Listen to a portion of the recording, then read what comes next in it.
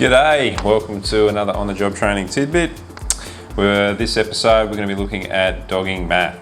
Okay, so at the moment what I want to do is just a really quick recap on the material factor, angle factor and reeve factor, where we get those numbers from, what do they mean, and just a little bit about the forces that are going to be applied in that and why we have to do deration.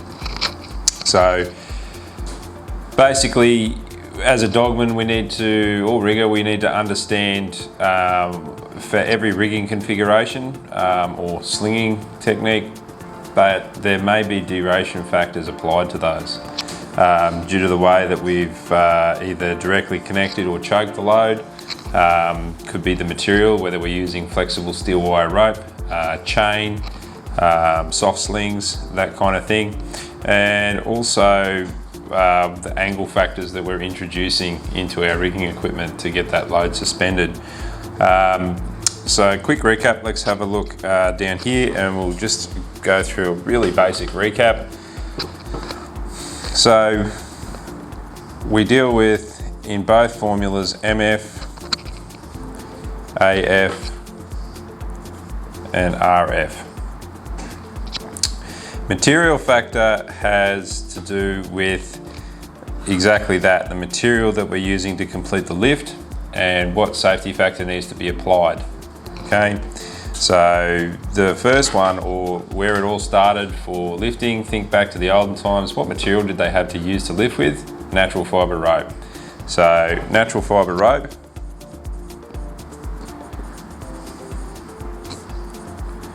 is basically the unit of measure, or it's equal to 1. So this will make a lot more sense when we actually start looking at our formula, but just understand that everything's based off 1.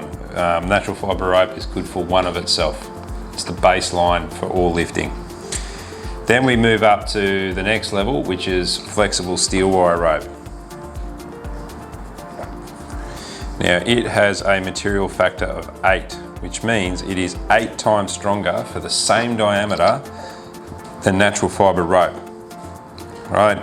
How this works is and I'll just have a quick look at the formula that we're going to do to work out our safe working load of our rigging.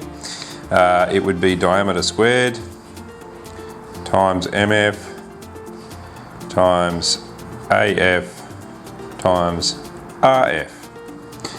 Right, so let's just, for instance, take a 10mm bit of natural fibre rope.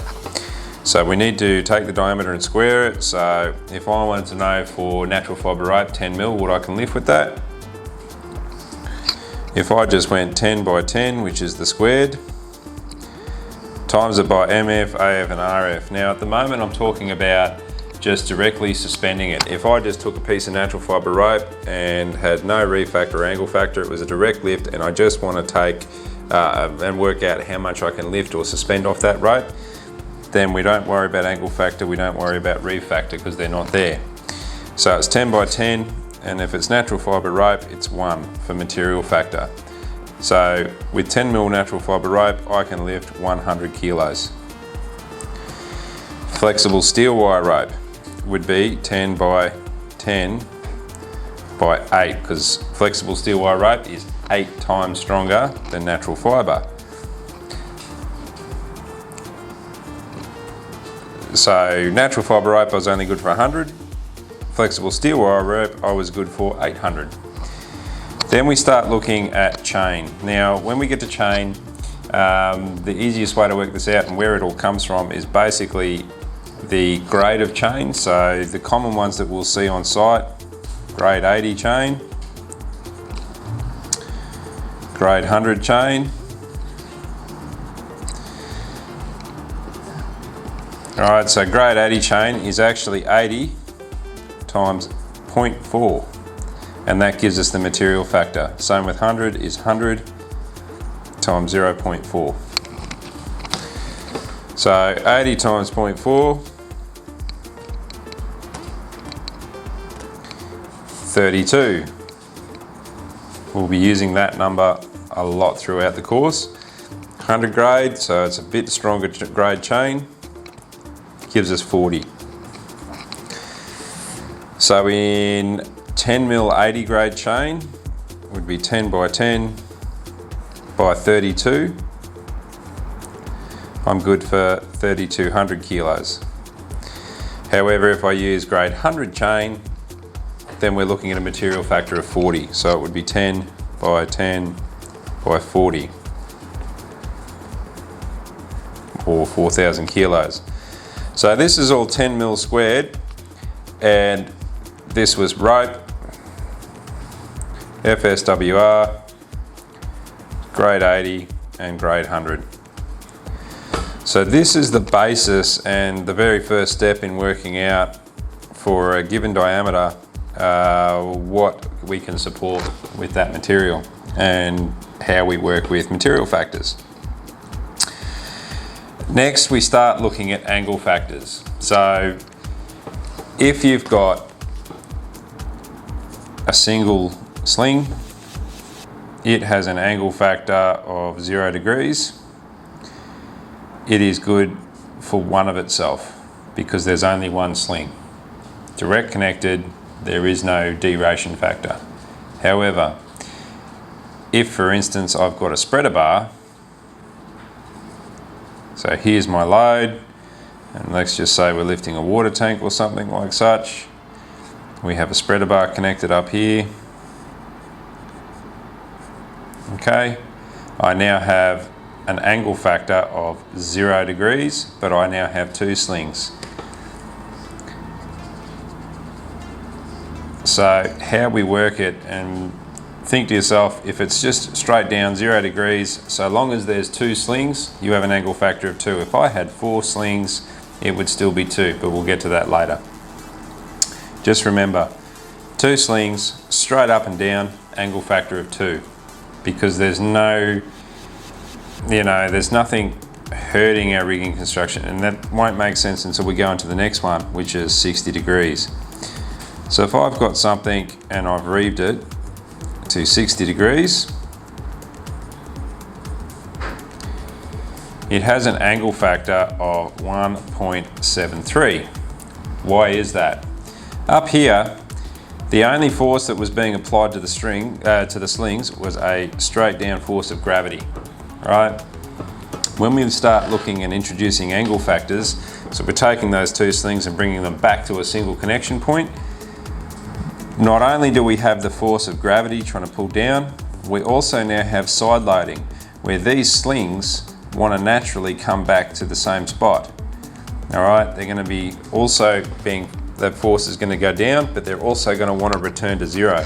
So we've also got additional load going that way, which is why for 2 slings, we're no longer good for 2 of itself. You're only good for 1.73 of itself. Now, what happens when we increase that angle? So let's have a look at 90 degrees. At 90 degrees, we're even further side loading the sling connection points as well as dealing with gravity. So we've got 2 forces in play. Now we're only good at 90 degrees of 1.41. Okay, so we've got loss. By the time we get to 120,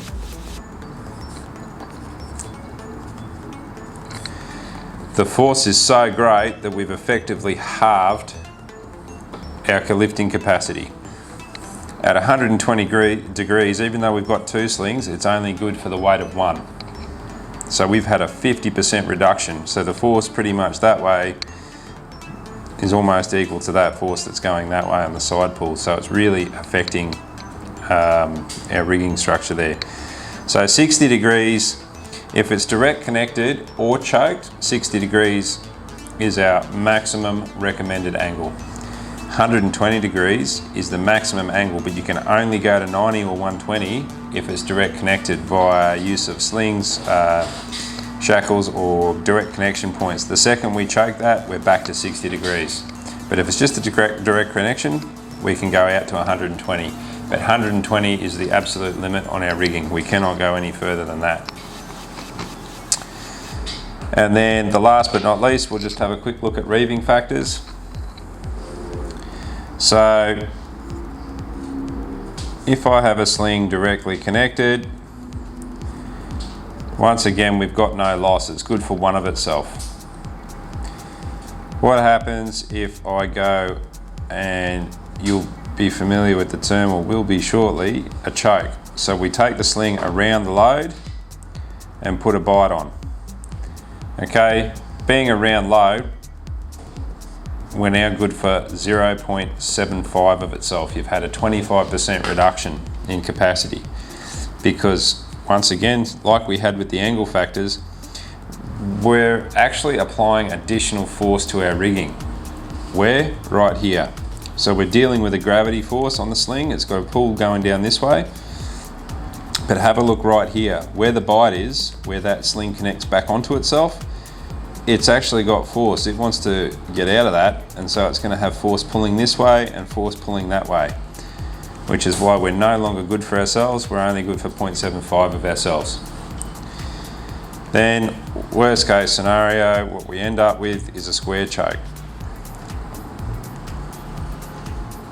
If we go around a square load, we've got our bite there. Not only do we have the main force of the load pulling down, we've also compromised our rigging here, here, here, here, around all these sharp edges. It's, you know, really making the rigging work. If you go around a square load, we're only good for 0.5 of ourselves. Okay, so that's it. That's what we need to know. We need to know material factors, angle factors, and reef factors. The only other thing we're going to have to remember is our formulas. So there's two directions that we're going to have to go with all of this information. We can either start with a diameter. So in other words, we've got chains. We want to know what can we lift with those chains, or what can we lift with a particular rigging configuration. That was this one over here, so the diameter squared. So what we do know, what information do we already have? We've got the diameter. We're trying to work out what we can lift.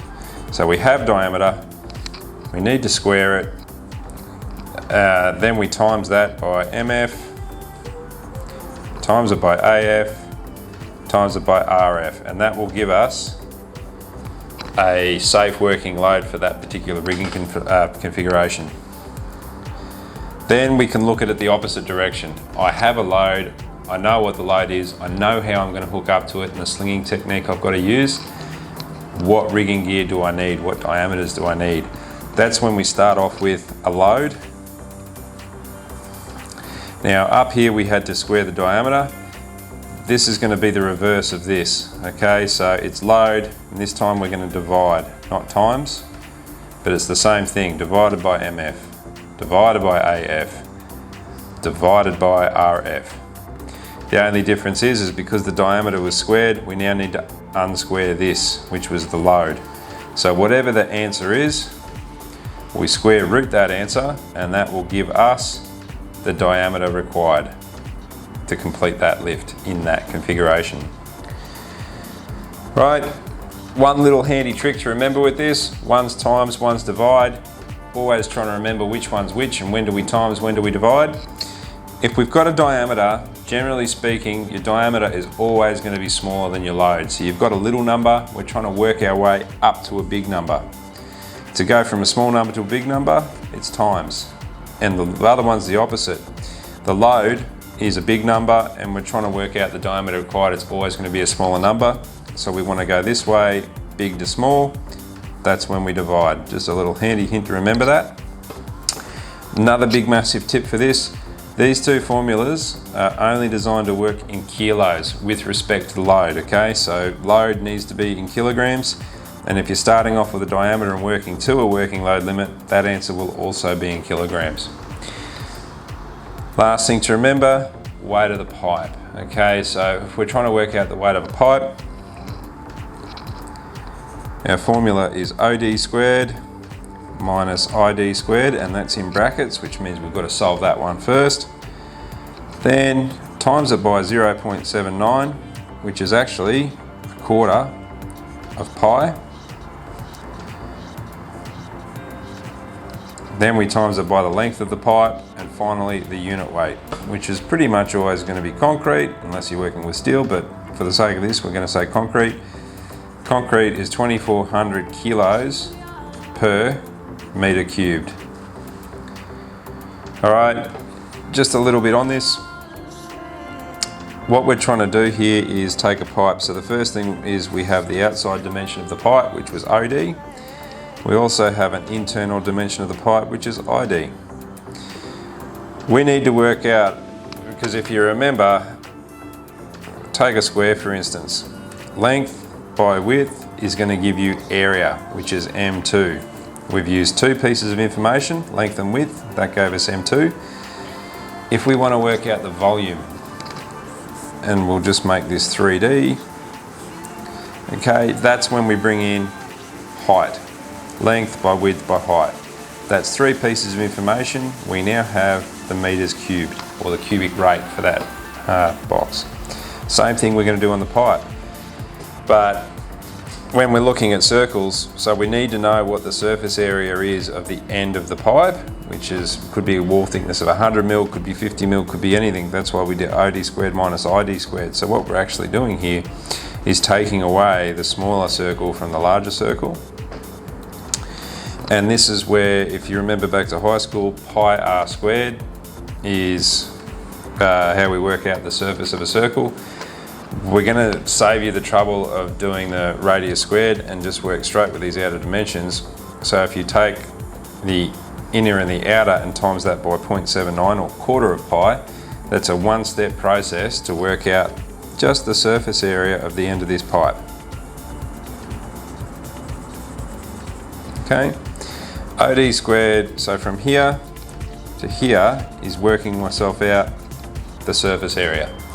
Once I bring into account length, then I'm going to go from a meters squared to a meters cubed. Then if we take our cube rate, times it by the unit weight, which is kilos, that's how I work out the weight of the pipe. So OD squared minus ID squared times 0.79 gives me the surface area of the end of the pipe. Then I bring into it length, which turns it into a 3D, which will then give me the meters cubed of the pipe. And then finally, if I times it by the 2400 kilos, that's where I get my weight for the pipe. Okay, and that wraps up a quick recap on all the basics we need to remember for dogging theory, for dogging math. Stay tuned, we'll go into doing some actual real formulas and doing some calculations and run through a few of these formulas. Thanks for listening, see you next episode.